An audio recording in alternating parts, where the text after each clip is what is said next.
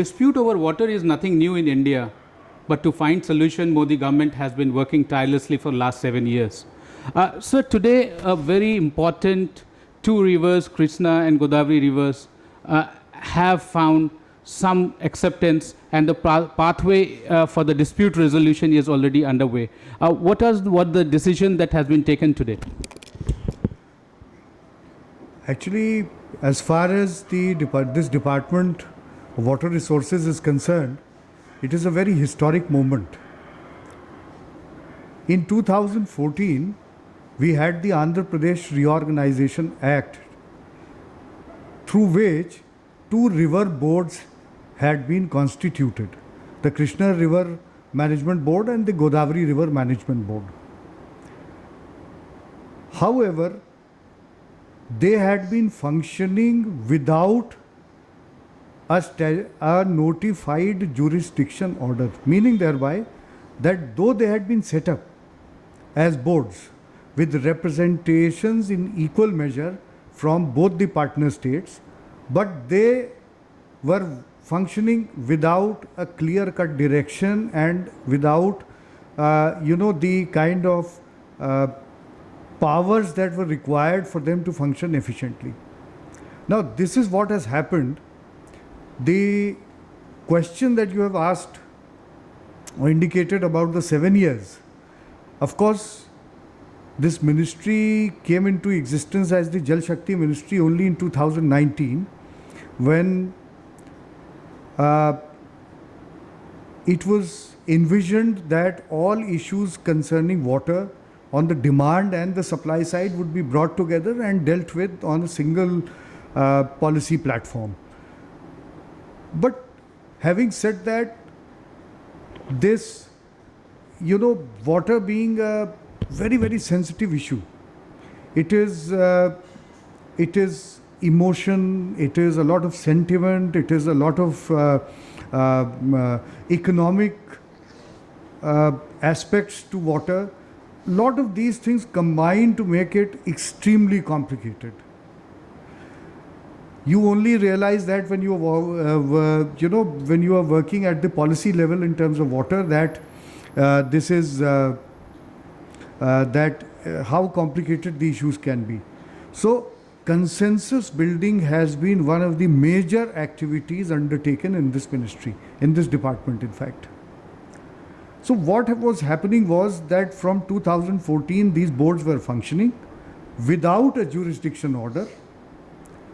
Then there is also the provision of an apex council under the APR Act itself. That council was constituted. The Honorable Minister Jal Shakti is the ex officio chairman. The Honorable Chief Ministers of Andhra and Telangana are the other two members of this particular apex council. But because we were so intent on building consensus on even the most minor issues concerning water sharing between the two states, that the first meeting that was held in 2016 September, in fact, it did not bring out any results. And it took us just over 4 years to have another meeting of the Apex Council in October 2020, when the issue of jurisdiction of the two boards, along with several other things, some 2-3 other points, were deliberated at length. The concerns of the two states were addressed, thought over under the chairmanship of our Honorable Minister, and the minutes that came out were nothing short of historic, in the sense that not only was the jurisdiction decided to be notified of the two boards, but also on a number of other issues where the states had reservations, there was a prescription to bring about some kind of reconciliation, to bring about some kind of common ground where they could sit together and work for the benefit of more than 8 crore people of the two states, Telangana and Andhra Pradesh. Now, the question that one might ask is, what exactly was so great about this particular jurisdiction? The point is that we have identified all the water resources, structures, power generating units, whatever is connected with the water on the Krishna and Godavari rivers and their tributaries in the two states. We have identified and we have put them in 3 schedules. First schedule is an omnibus schedule where all the projects are mentioned. The second schedule mentions those projects which are absolutely critical for an equitable and a just distribution of water resources between the two states. Those have been decided to be entirely under the control and management of KRMB and GRMB. The third schedule is something where projects have been allowed to remain with the respective state governments, but under the overall guidance and control and advice of the two boards. So, with this, now we have reached a stage where whatever was intended in the APRA, sections 84 to 91, in fact, those are the ones which deal with the water issues in between the two states. They can now be implemented in letter and spirit. So, this is what we have done, and we hope that it will herald an era where the water resources bring about prosperity and happiness in the water stressed areas of both the states, and this can also be a kind of model for all other regions of the country where this kind of agreement is missing, and a win-win situation for all could happen even in other places where there is this kind of water conflict or dispute. Sir, both the states are very agrarian states. They need water for their prosperity, and at the same time, catch-22 situation with the ministry is that water is a state subject. So it must be a very tiring and long-drawn effort for years, as you said in your address. But where do we see a final resolution coming for both the state, acceptable resolution? Court is also involved in it. Do you think that this is the first positive step for the final step, and what is the gap that we can bridge as soon as possible? See, the GRMB and the KRMB are already, the boards are equally represented by the two states. But what was happening was that it simply became a kind of body where you discuss issues without really thinking of, how to go about finding a viable solution. Now, with this jurisdiction order, at least now, these boards can fulfill the mandate that was intended under the APRA. APRA was, of course, passed by both houses of parliament, and there was considerable thought behind, whenever a legislation is actually envisaged, a lot of thought goes into it, and a lot of policy makers would have spent, a lot of time and effort into, figuring out how exactly these water problems have to be dealt with in the two states. So now at least both the states can sit together and they can think of how to maximize the gains for their individual, people in their states without actually, making it a kind of zero-sum game where if I have to win, you have to lose. It has to be a win-win situation for everybody. And that is what, several tribunals, they have given their awards, and there are mechanisms put in place for an equitable distribution of water. So the point is that the central government, yes, it is in that situation where it has to sort of work with a lot of opinions, different opinions, and it has to work for a consensus, because ultimately if there is no consensus, you cannot work in a democracy like ours, and a polity where the rule of law prevails. You have to respect whatever laws are put in place, even if it is APRA or any other act that has been put in place. So that is what we make an effort for, and it does take time.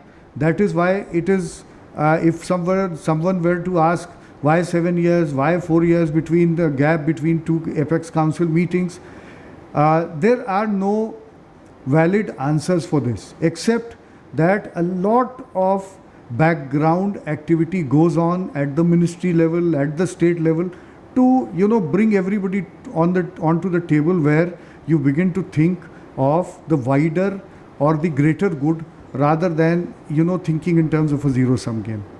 Do we see another, as you said, that this could be a benchmark for other states to follow? It could be a model for other states to follow. Do we see Tamil Nadu getting into a dialogue and a positive solution for its own water issues, or for that matter Karnataka? Those must be other challenging aspects for the department itself and the ministry. Actually, it is not a very smart thing to say that this ministry has acquired a lot of expertise in terms of managing disputes, managing conflicts, managing divergent views on water usage. So there is a history in whatever shape this department has existed in the past. We have been tirelessly working, whether it is a question of interlinking of rivers, where once again you think of supplying water from water to water deficit regions, from water surplus regions, to managing through the Interstate River Water Disputes Act 1956, trying to solve the problem, setting up tribunals. So there is a history of working with all these issues that arise when it is a question of water resources being shared between states. So that is what we do, and we are very happy to say that though the successes take a lot of time in maturing, but when they do act as an energizing force for the entire ministry to work even harder. And the example is Ken Betwa. Finally, you have achieved success on that. Yes. So Ken Betwa, once again, it is once we are able to put it on the ground, it will be a game changer for the water stressed region of Bundelkhand. Both parts are there in Uttar Pradesh and Madhya Pradesh. So as and when that happens, we are able to actually launch this project. We are well on way to doing that, but it is just one of the in fact things that we are doing. Though we are happy to say that if we have managed to get the two states to sign on the dotted line as far as interlinking of rivers is concerned, that itself is a huge achievement, and shows that there can be a way forward with other links also in the river. Not only this particular region, but other regions also, even Tamil Nadu for that matters, and Karnataka, Tamil Nadu, Andhra Pradesh, Telangana. So Kerala, all of them, yes. So all of them. So wherever water is in short supply, or wherever there is a huge demand for water, all these issues we are dealing with on almost a daily basis. Dams law that has been coming for some time now. the whole bill that is expected sometime for it has passed 2-3 sessions, but still we are in the process. Do you think that this monsoon session could be a game changer in that sense? Yes. You see, when we talk of dams, it is very interesting, when you go to visit some historic monument and you marvel at, whatever structure is available. Dams are some of the most critical structures that we have in the country. We are also the third largest large dam owning country in the world. When after USA and China, we are the third largest. And somehow or the other, in the popular notion of a dam is either as a kind of tourist attraction or something that you pass by when you are going on a long tour. But they virtually are repositories of 50% of the good water resources that we have stored in the country. Now, once we say that, it is very imperative that the dams not only should they be safe, but they should also be efficient. When we talk of dam safety, we also talk of increasing or improving the dam efficiency.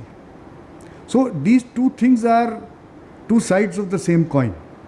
Now the dam safety bill, it was passed by the Lok Sabha in 2019, and this time our honorable minister is absolutely determined that the act should see the light of day, and we are determined to present the same in Rajya Sabha this time, and I hope that it will be taken up. The minister is at least very, very keen that it should happen, and he's the one who needs to lead in this regard. We are ready with whatever needs to be done, and once this act is passed, the best thing that will happen is that the dams across the country will get the importance that they always deserved. Not only in terms of maintaining safety, in terms of their efficiency, in terms of creating cadres of professionals who are actually going to be experts on dams, where we also intend to show to the rest of the world that we can be leaders in technology and management skills for maintaining and running these dams. So that is also part of one of the fallouts of this kind of effort is that you have a cadre of professionals who can provide consultancy services to the rest of the world. So all of these things are planned, and we are hoping that in this monsoon session some positive news would be there for me to share with all of you.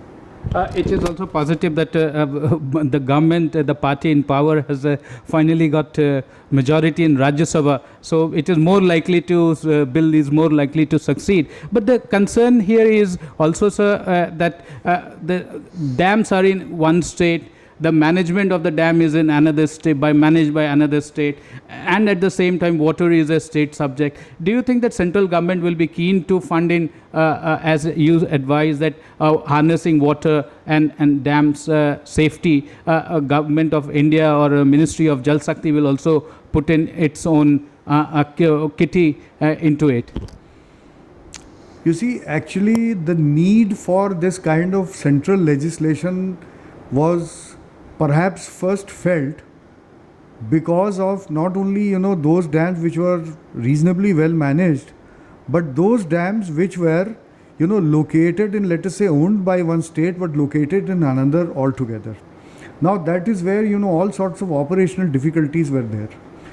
So it was probably the trigger, though of course people who have a sense of legacy in this particular, or maybe the CWC, they will be able to better shed light on this. But the trigger, certainly one of the major objectives is that you are able to manage water assets of these kinds, which are owned by one state but located in another. So there are adequate provisions in this dam safety bill, which we hope will become an act, that such assets are adequately handled and managed, and whatever benefits were supposed to accrue from them are made available to whichever states is the owner of the same. So, we are very positive this time. Let us see in the monsoon session if that happens. All of these things are, as far as water resources management, with the push from the central government is going to happen. One last small question. The water, the prediction for rainy season for this time is not 100%, but close to that. That must be giving a good positive vibes to the ministry. You see, dams actually are, they are very good in good times, and they are even better in bad times. So you see, so the thing is that, as far as these dams, reservoirs, or whatever structures we create to manage, to harness, or to store water, it all goes towards this kind of water security, where we are, as you have said, comfortable when things are doing well, and we are equally comfortable when things are not doing well. So it is yes, good news certainly for everybody concerned. It is not only for the those who are involved with water resources, but for everybody concerned that there would be good rains. But even if there are not, then these are reservoirs are the ones that we fall back on to help everybody out. Thank you, sir. Thank you for your time and for this historic decision that has been made possible by the help of the ministry and the two concerned states. Will surely go a long way, and finally we can see this model be translated into other states where water disputes are once in a while that keep cropping up. With camera person Rajesh Tripathi, Pranav Prakhar reporting for Vision Television World.